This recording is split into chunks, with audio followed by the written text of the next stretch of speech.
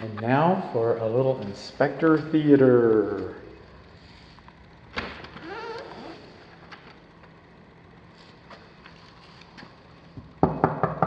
Can I come in?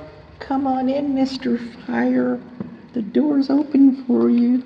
Thank you. You always make me feel so warm and welcome.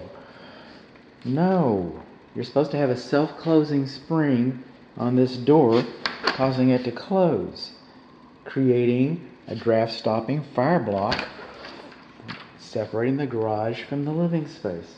You may have a jalopy in here that you're working on or something that you care about. I get that. But most of the things we care about are on the other side of this door. Friends, family, relatives, not necessarily in that order. Okay? All of our art, our collectibles, our income tax returns, our passports, our birth certificates, our IRS records, everything. You know, most everything we care about is usually inside of the house. This door's supposed to have a spring. Oh, they're not required. Yes, they're supposed to have a spring. Code doesn't require. Yes, code does require that. Well, they don't require it out here. Well, you should have a spring. But that's not why we're here. We're here for the garage panel, overhead metal panel, overhead door opener. Yay! Okay, this is how you get the car in. Everybody know that? All right. You notice that the door is half open. The reason why the door is half open is because I use the emergency release, so we know that works. And using the emergency release, we also do in this, we know that the door is properly balanced. Okay, so let's just go over here and see what we can find. Any bets? Okay. This button is not supposed to be farther from the door threshold than 5 feet, so little hands can't get up there. And we should have a warning notice posted on the wall next to this door. It usually has an illustration of a kid getting crushed in case you need instructions. What's the charge for the humor? All right, inside the door we do have a tension and a safety notice. This is good for the door. The door is supposed to have one of those. We're also supposed to have a similar one over here. What else? Oh, our optic sensors are not supposed to be higher from the driveway than 6 inches. Okay, so those are a little higher than 6 inches, so a cat can get underneath there and get squashed or whatever. But that's the rules. I want them safe for children. I want them no closer than 6 inches. And then the control wires that are going to these optic eyes, the evil eyes, the laser beams. But these wires are supposed to be held in place with insulated staples. Those are raw metal staples. The raw metal staples can cut the insulation, cut the current, and disrupt your automatic door opener. And we come along over here, you know, we had the safety notice that I was so proud about, right? Remember that? Well, over here, I'm also proud, equally proud. Okay, what we've got here is a spring tension notice. We're supposed to have a spring tension notice on the first panel, first, second, third, fourth, steps, courses, bricks. It's always the first is the closest one down. First panel, outside corners are supposed to have a spring tension notice. Kind of like some of this information that's included here, but this has also got safety notice. So we come over here and we're looking for our other spring tension notice.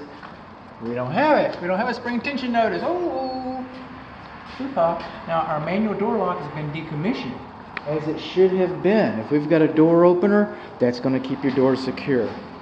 All right. If you close this door, you lock this like you can't, but you can bypass that. You can lock it. Maybe you've lost power to the house. You've disconnected this. You need to do this. Maybe the motor has failed and you need to do that. There may be some circumstances when you might want to go back to manual mode, but until you do, this stays locked like this. Now inside of the door, we're supposed to have a pull handle.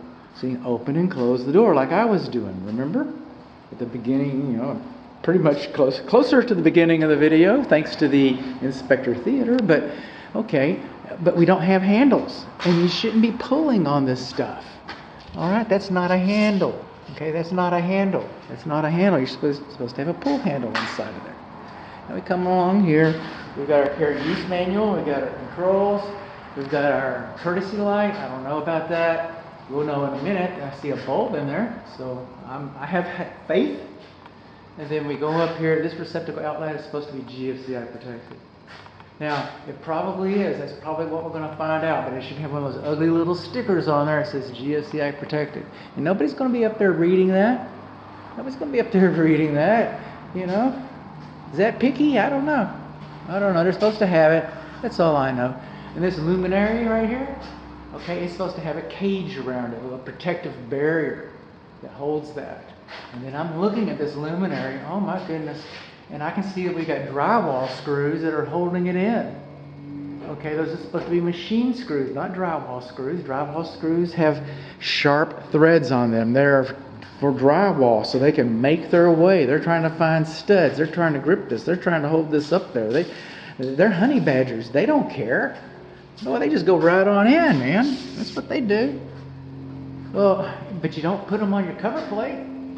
You don't put it on your cover plate for an outlet box, a luminary outlet box right there, junction box. You don't do that. They did it. You're not supposed to do that. You're not supposed to do that. Now, on my website, you see a sample inspection agreement. Okay, on my inspection agreement that my dear client signed and sent over. And I'm letting you know now, 3 times, that I do not do block testing. I do not do block testing. The reason why I don't do block testing is do no harm. I made a business decision to do no harm. The builders actually like to show you how to do a block test. They might even use this brick or something, but they're supposed to put a piece of wood underneath there. I've got instructions on how to do a block test baked into the inspection report. Inside these instructions here, there are instructions on how to do a block test. I could follow the manufacturer's instructions, but I choose not to do that. Remember, the builder wants to show you that. It is. They get excited about it. I don't. They just really. It's like one of their favorite things. Okay, so we're over here at the button. All right, that's too close to the ground. It doesn't have the warning sticker, and we're going to go across the tundra, mile after mile, and then we're going to take our big old flat zombie hoof. We break the optic beam. It goes into safety reverse. Our courtesy light comes on, and we're good. And we're good. We understand that. So we do know that it works. Yeah, I'm going to come over here for a moment. Just a little Hail Mary. There it is, right there. Is it not? Okay. We're just keeping on going here. Okay, that light went out, so it doesn't work. It doesn't work because I tripped the GFCI. So it is GFCI protected. It just doesn't have that stupid little sticker on it. Stupid little sticker.